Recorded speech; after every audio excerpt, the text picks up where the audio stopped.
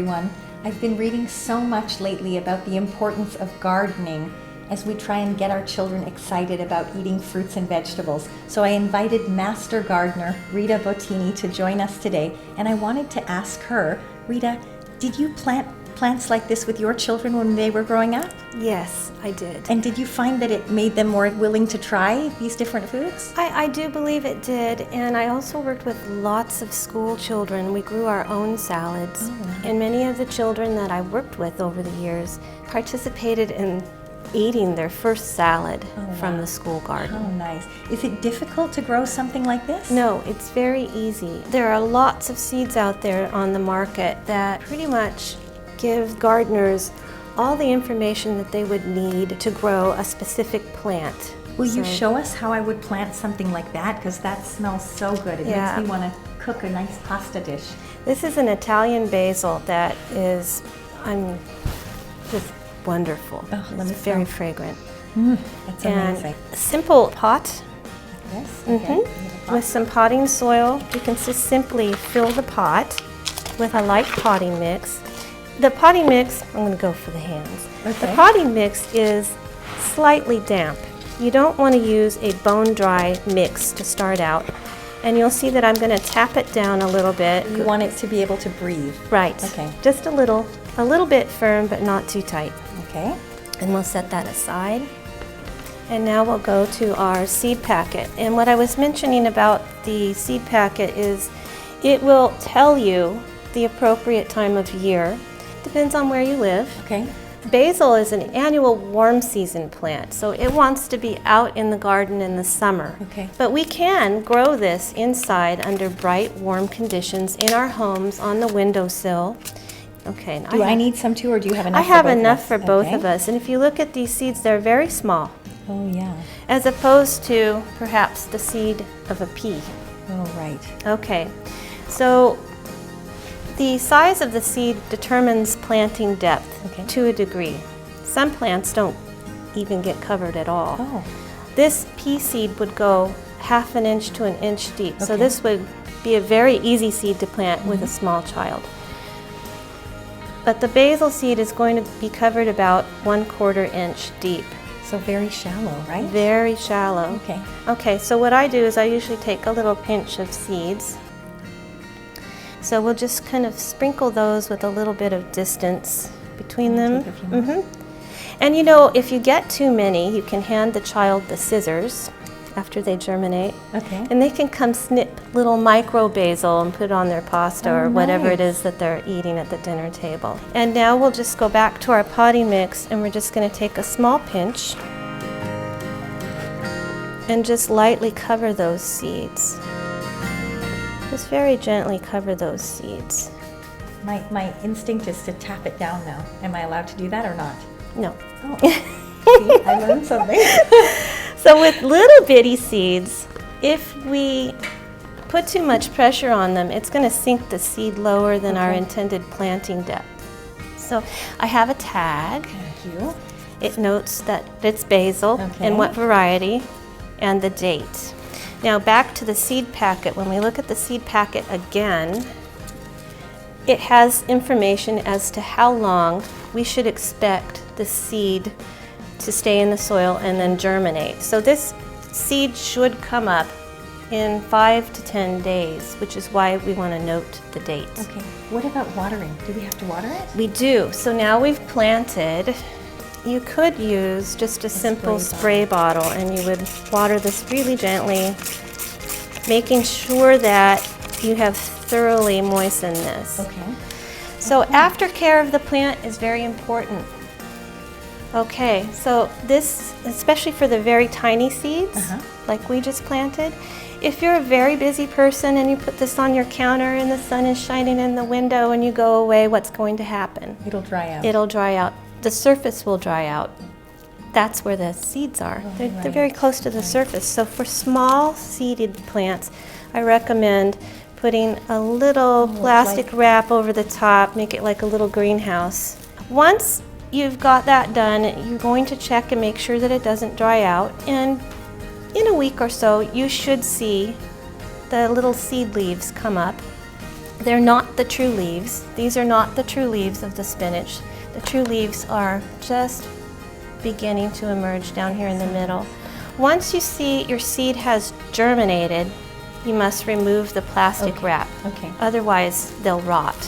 Excellent. Okay. This looks so easy, so much easier than I thought. Well, Maya, I hope it is, and I hope that this will grow for you and your children. Thank you so much for joining us. My pleasure. Thanks, Rita.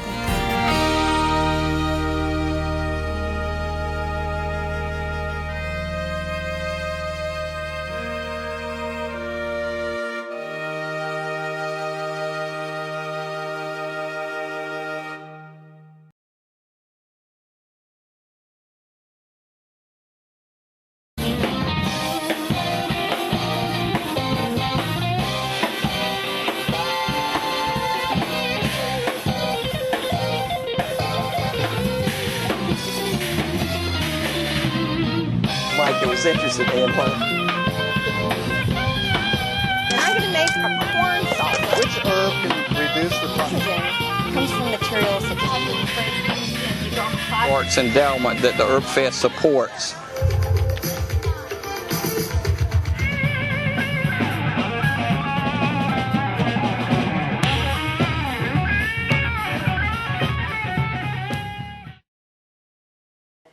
What's the first thing you think about when you do container gardening? Drainage. So you know what? I had to remember to poke the holes in here.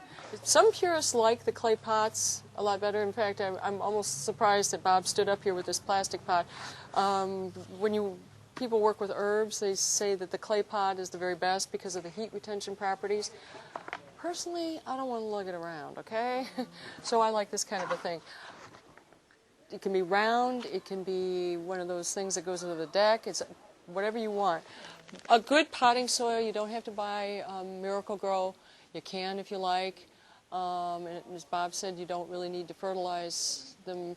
Compost is a good thing, or the like leaf compost that we have in the back.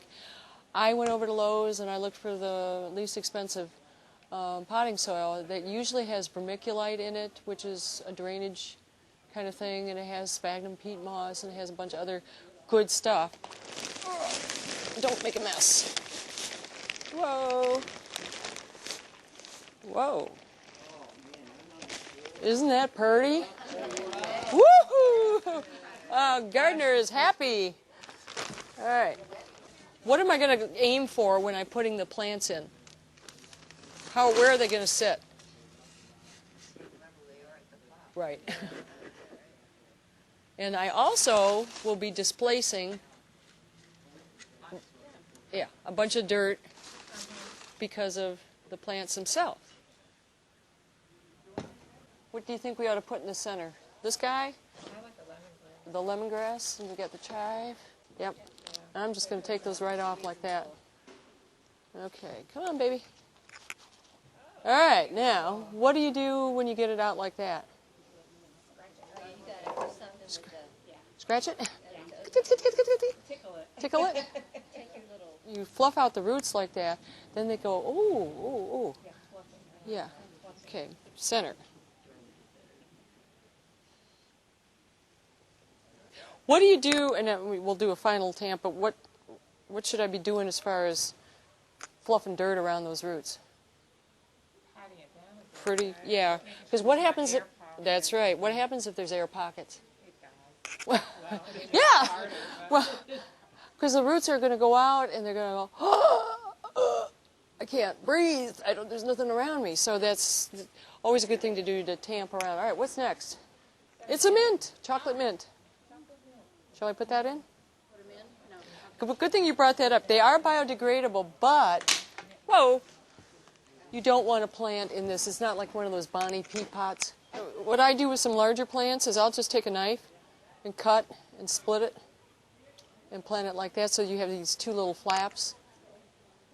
How about Italian parsley? Oh, yeah, I like it. This one popped right out. Look at that root system. Keep our tags. Okay, what do you think? That's pretty.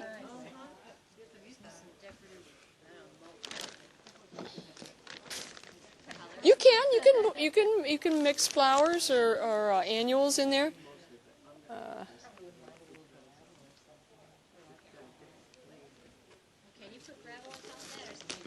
One of the reasons for container gardening is, one of the main reasons they do it is so that people that are living in apartments and stuff and don't have that, aren't able to do it. The other reasons for using container gardens is when you get started with these things, you can have an abundance of herbs and you can micromanage the climate.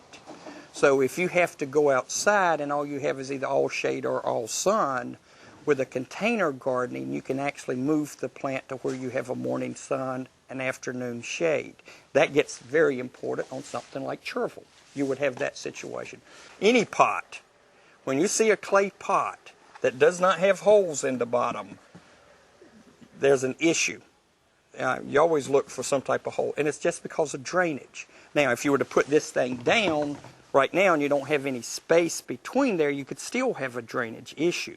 So what you want to do is, if you can, just make sure the water, once it goes in, can get out of the pot. That's important. Especially if you have a tall container, like more of a square, you can use a lot of your thymes.